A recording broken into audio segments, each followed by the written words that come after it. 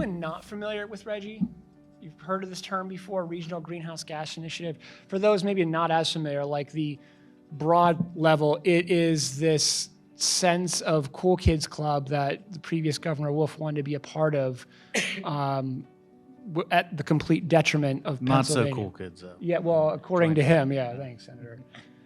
It's a cap and trade, and he's trying to, and these guys could speak at this much better authority than I can on its processes, but honestly, he's trying to impose a tax, which the Constitution I read says he can't do that.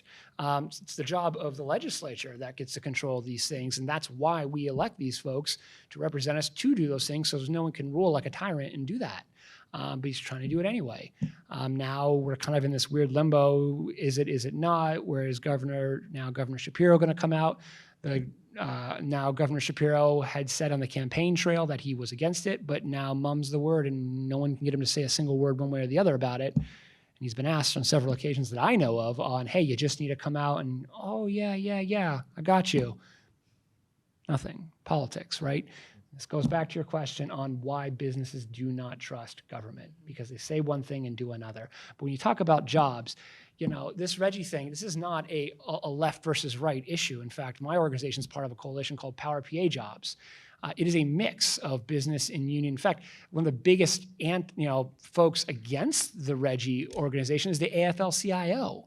And just their members will lose around 8,000 jobs in Pennsylvania alone if RGGI's introduced. And what it's going to do is it will shift. It's a tax on energy producing power plants, right?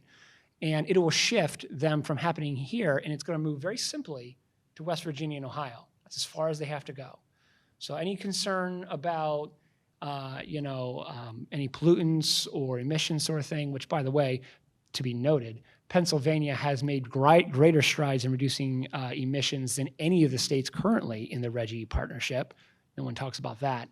But it's going to increase average costs on about 70 to 80% of those existing coal power plants and 40% on natural gas power plants.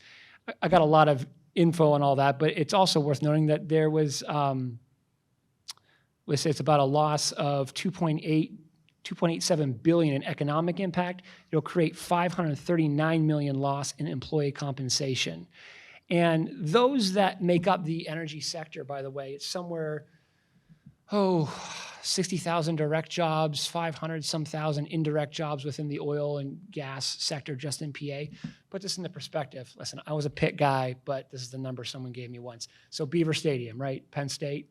If you filled that stadium 5 times, that's how many people that would affect in Pennsylvania directly if you got rid of this. So do I think that's a good thing? Nah, not even a little bit.